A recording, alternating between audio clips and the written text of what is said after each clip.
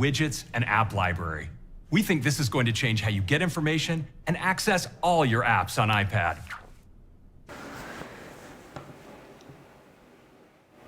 I think I'm at a loss of words right now. They didn't bring out the new MacBook Pro. It's the only thing that kept me on this event until the end. 2 hours. Oh, and do not forget, Memojis get new outfits. Which, amazing. So, if you were scared that you were disappointed by this event, don't be, because Memojis get outfits, which is amazing.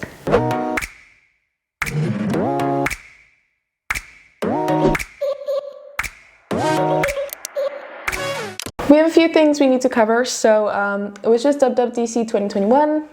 I'm filming this at 9 o'clock at night here in South Africa, and I thought we'd go over some new features that we got for iOS 15, some of my favorite things that they announced. But overall, this event was pretty uneventful, and I guess we can't blame Apple for it. It's not like they gave us the rumors of things to come that didn't come or anything. But I feel a little let down. I think my expectations were too high, my fault, you know, but yeah, just a little disappointed. But this is not what this video is about. This video is about iOS 15, new features. We got a few cool things. I have a few notes here that I took during the event. So let's just jump right in. So the first group of announcements I did were mainly focused on FaceTime, and I think this is really nice. FaceTime deserved an upgrade, and they basically killed Zoom with this update. So let's see some of the features that they just announced. So first off, we have spatial audio to FaceTime, which is going to be pretty cool. They have a few audio options that they did bring out. So depending on where the person is situated in a group FaceTime call, with the spatial audio, the audio is going to come from the direction wherever they are on your screen. So I think that's going to be really cool. And then we also have a feature called voice isolation that they brought out, or are going to bring out. So this basically isolates the voice of the person who's talking. So they had this cool demo of someone having a lot of background noise, which was very noisy, and you can basically just cancel that out and only focus on the voice of the person who's talking. So that's also really nice, especially if you are in a very noisy place. They also showed grid view for group FaceTime calls, which just puts everyone in a grid and highlights the person who is talking. And this made me think a lot like of Zoom and their kind of grid view that you can see.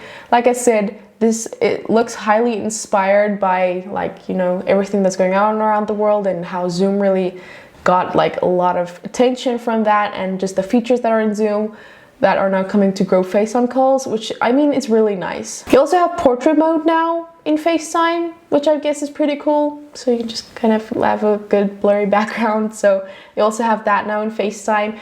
And also, one of the coolest things that they said is you now have FaceTime Links. So you can now easily schedule a FaceTime call with a few people and have a meeting and things like that. So that's really nice with these links and everything. And also, you can send the link to an Android user, and when they click on the link, it's just going to open up the FaceTime call in their browser. So now Android users can FaceTime, which is really cool, and I love that they did that. So yeah, I'm very happy about this feature that they announced. I'm editing right now, and I also realized they chose the ugliest possible Android phones and Android or Windows computer to put on these demos. Literally the ugliest phone they could have chosen, they chose for these demos. And that's not even all for FaceTime. We also now have SharePlay, which is basically where you can share a bunch of types of media that you want to play in a FaceTime call, in that FaceTime call. Yeah, so I have a few listed here. So first off, you can listen to music together. So you can, everyone in the call can add like music to a queue, to a playlist, I guess, like, we can just listen to music together, which is really nice. You can also watch movies together. They have some apps that are supported for that. You can also share your screen with people. So all of this is really nice, where you can just share media with each other and watch things together, listen to things together.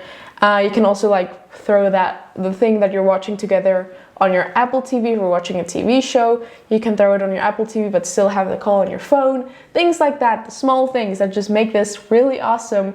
And just way more inclusive. So yeah, this is also a very cool thing that Apple announced, is this SharePlay. Now for messages, which we know like from the event invite and things like that, they were really focusing on messages. It's not as big as I thought it was gonna be. I thought there were gonna be a lot more changes, but we'll see when the beta comes out how it looks, anything like that.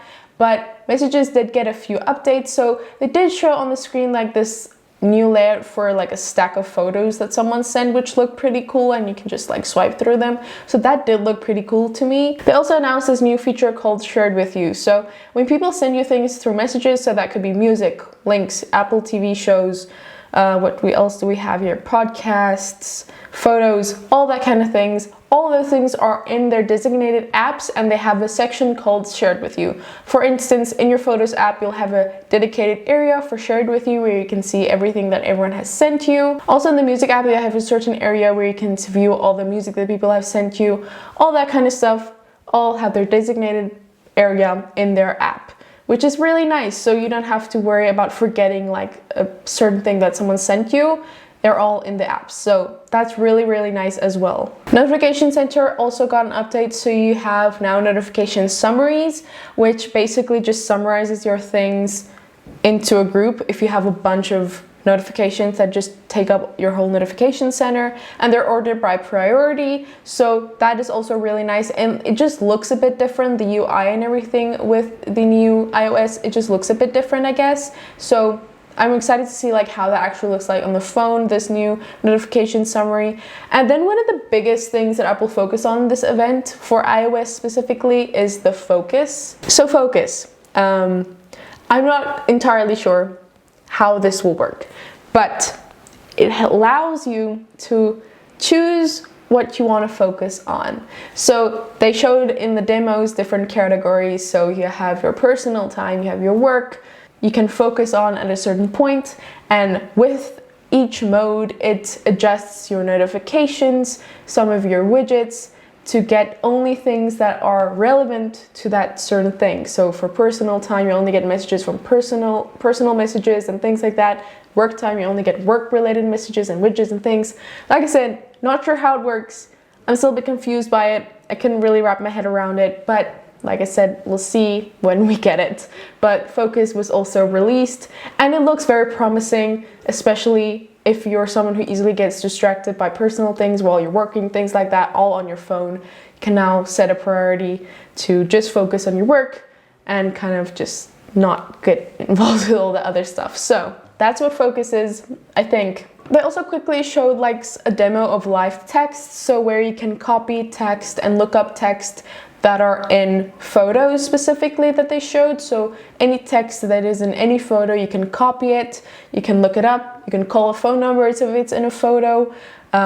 Some things they showed like with dogs and cats where you can like identify a breed, so it's not actually just with text. All that stuff just to make it smarter, in photos smarter. It's very much like Google Lens, but Apple's version. So they also showed that, which looks pretty promising. Spotlight search, they also improved a lot. So you know when you drag down your home screen, you get that search bar where you can search things. So that's been improved, and you can easily find different things. So like for instance, you can easily search in photos a certain thing. You can search for like an actor or something, and it just gives like everything about the actor without having to go into Safari to find more information. What more? There were so many things that they showed in the Spotlight preview. You can also search messages easily, all that stuff just that you can easily search just from your home screen on your phone. So Spotlight's been greatly improved as well. Wallet also got a bunch of new things. So basically you can now add keys for your house, for hotel rooms, for corporate keys, anything you can add in your Wallet app. And you can also carry it around a digital ID. So for instance, driver's license, or just like your ID, I guess you can carry around that with you, which is pretty cool, I guess. Doubt it will come to South Africa, so it's not very relevant to me, but that they also announced at WWDC. The Weather app got a big update, so the UI is completely different. It changes depending on like the weather circumstances and things. It looked pretty cool, the like whole UI change, and looks very good. I also get new graphics and things, new graphs, and information about the weather. You also get full screen weather maps, which look pretty cool. So all that is just to improve the weather app, which I think it really needed because the weather apps have really not really been touched for a long time. So yeah, weather app also got a big update. Maps got an update, but like I said, South Africa is nowhere near getting anything like this, so not relevant to me whatsoever. But Maps got a big update. You got a cool new features, the whole 3D thing with Maps, and here you can see depth and everything. All look really cool. Made me very jealous that I'm not gonna get any of that. But Maps also got a big update and a bunch of cool things that I'm not really sure what they all mean, but Maps got a really great update. Safari also got a very big update. So they mainly focus on Safari on the Mac portion of the event, but I wanted to mention it since it does have an impact on the iOS look of Safari as well on your phone. So they made it way more minimal. Tabs, they made a big difference with tabs. You can now have grouped tabs, and tabs have their own little area. But on the phone, tabs has its little bar where you can just like scroll through it on your phone. I'm not sure. Like I said, it's really hard to actually see how something works when you're watching an event, but it looks really cool. And also extensions for Safari is coming to iPhones and iPads, but like iPhones, which is really cool. So yeah, a bunch of extensions you can also now use on your phone that you usually use on your laptop, which is really great for people who like doing work on their phones or iPads. Also just wanted to mention, like for AirPods, they did add like a few things, but the main thing for that, which looks pretty cool, is like just a new feature to find your AirPods better. They also have a proximity view now, like you kind of have with the AirTag, where you can just like follow your phone around to find your AirPod. You also get a separation alert when you kind of just leave your AirPods somewhere and your phone kind of detects you're just like leaving it, which is really nice because that happens with me a lot. The main thing that I lose my AirPods, and there hasn't been a great Find My feature for it. So hopefully this really improves the Find My feature for AirPods. And also like you're gonna hear the sound playing and everything when you lose it, things like that. I really hope this improves finding your AirPods, because that's the #1 thing I lose all the time, which is why I have one in my ear right now. I guess that's all I really have to say about iOS 15 right now. I'm still a bit lost and I'm still not 100% sure what I think about iOS 15, if I'm really excited for it. I'm excited for some UI changes. They didn't show like really like how much the UI has changed and things like that, like certain things in settings that I hope will look better. Smaller changes that I'm really excited to see how they look. I will definitely be getting the beta, public beta probably, and yeah, I'm really excited to see like how the update looks. I really don't have much to say anymore. I don't want to be rude. I'm still in a little lack of sleep. It's not even that late, but I feel like that event just drained all the energy out of me. I don't want to be negative because I love Apple and all their events. This just wasn't my favorite one. So I'm soaking it in. I feel sleep deprived. Do not take anything I said in this video seriously. My opinions might change.